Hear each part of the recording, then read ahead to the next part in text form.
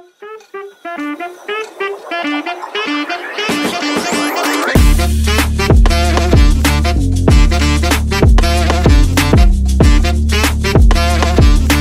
back to another thrilling episode of Explicably Inexplicables. I'm Arnav.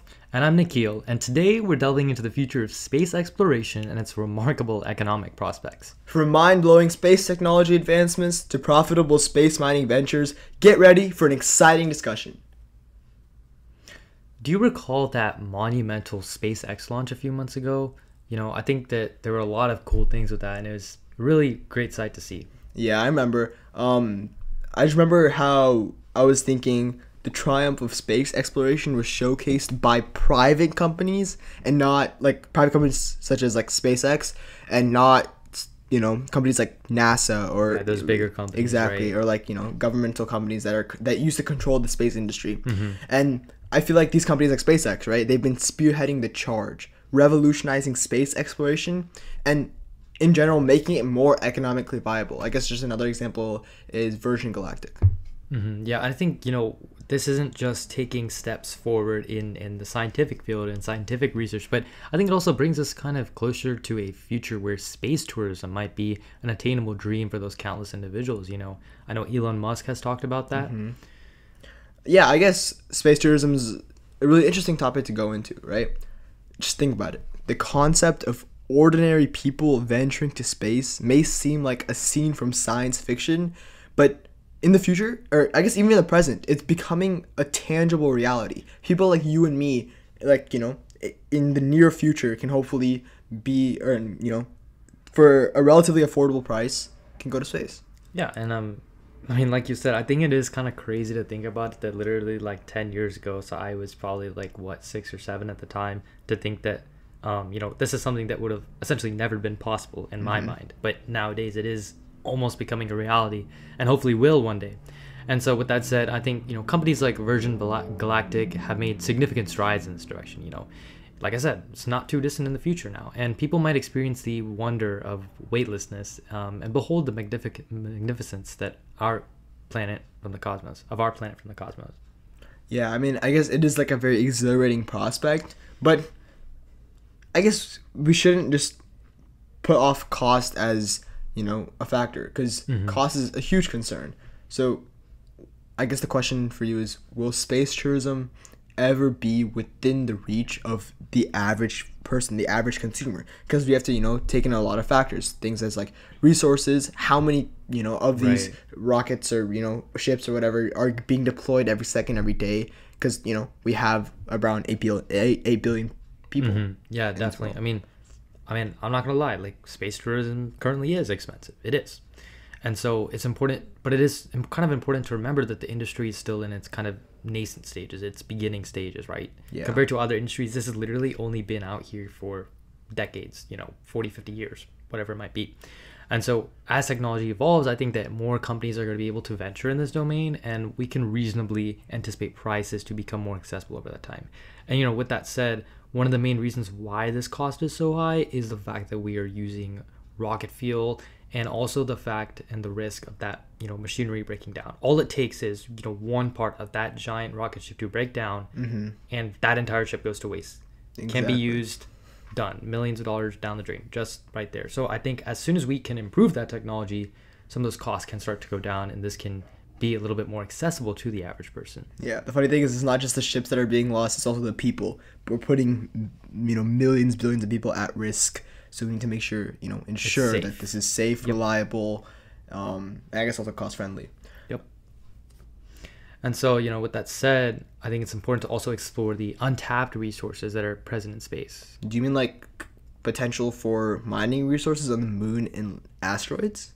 Yeah, pretty much. I think the moon, for instance, holds valuable resources, right? Including rare metals, water, ice, which can all play a pivotal role in supporting future space missions and even establishing sustainable lunar bases.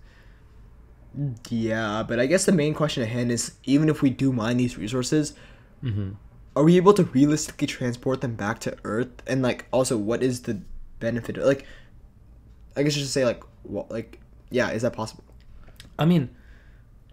I think, it's definitely a challenge, especially like right now, like in the present day, but it's something that I think companies are starting to look at, and because of capitalism and the way the US works and other countries work, as soon as those companies start taking a look at that, we can start to garner more attention to that, and more scientists can look at that. And so I think with that said, right, companies like Planetary Resources are actively researching that viability of mining asteroids for valuable resources, right?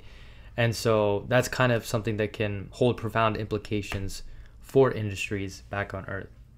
Yeah, I mean, I guess it's not just about the resources, but space is also fundamentally transforming global connectivity, right? With satellite mega constellations, I guess like Starlink, just to name one, I believe like we are on the cusp of an era with vastly improved global internet coverage, even in the most remote and underserved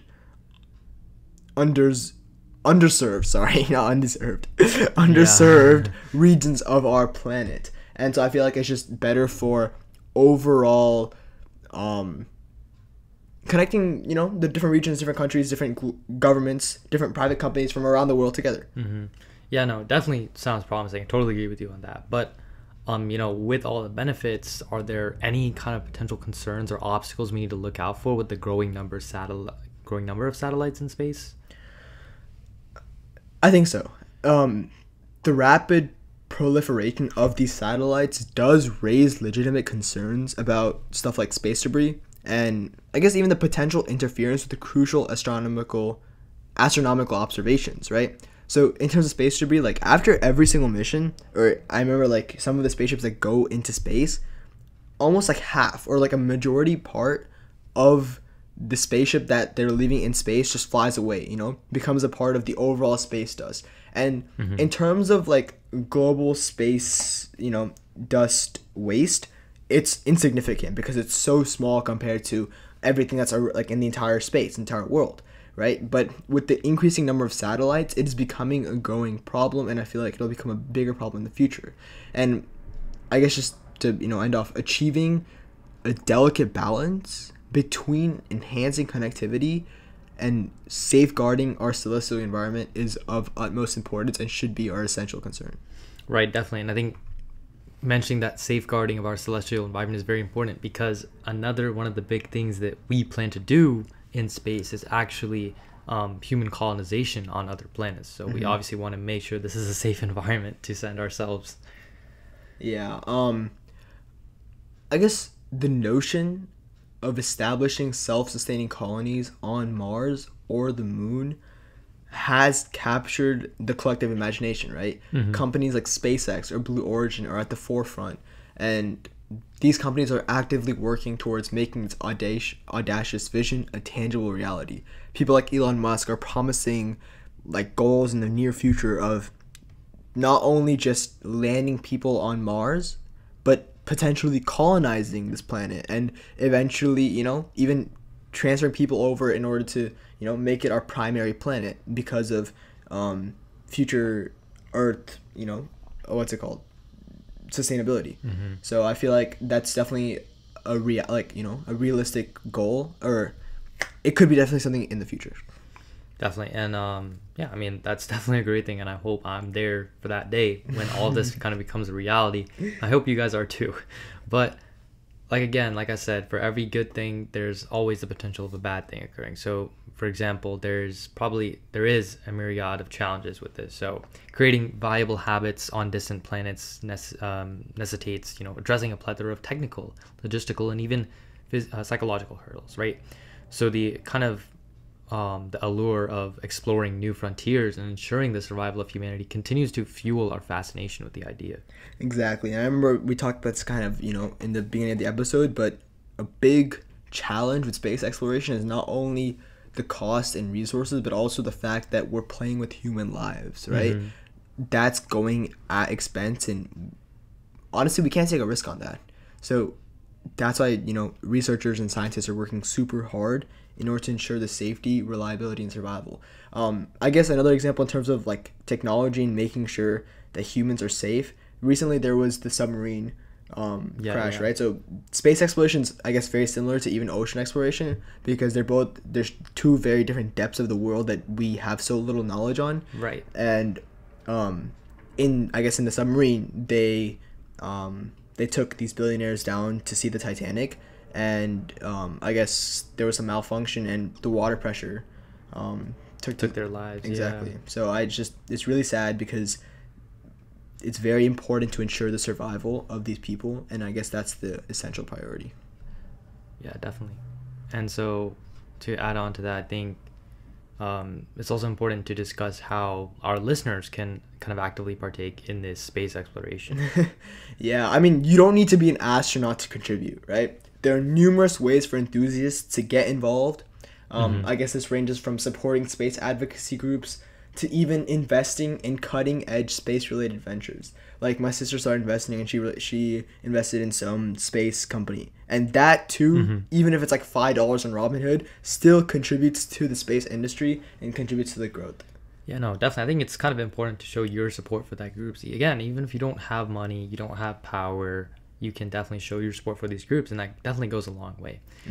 And with that said, I think it's also important. It is important, to not underestimate the power of inspiration. You know, space exploration sparks curiosity. In fact, you know, the very backbone of space exploration is curiosity, right? We want to see what's in the depths of space, right? What are we missing out on? Are there aliens? What are on these planets, etc.? And so this kind of ignites the imaginations of the next generation of scientists, engineers, and, you know, even investors or anyone else who wants to take part in this. And these are all things that are really just going to shape the future of our species. Yeah, I guess just adding on to that, to our listeners, to our audience, as we bring this podcast to a close, we should just all remember that the universe is brimming with inexplicables, awaiting our exploration, and the future of space travel holds boundless possibilities. I'm sorry if that was kind of cringy. Yep. I mean, like I said, again, we hope you enjoyed this podcast today. Yeah, I guess that concludes our episode. Stay curious, stay informed, and join us next time for more enthralling discussions on explicably inexplicables. Until then, peace.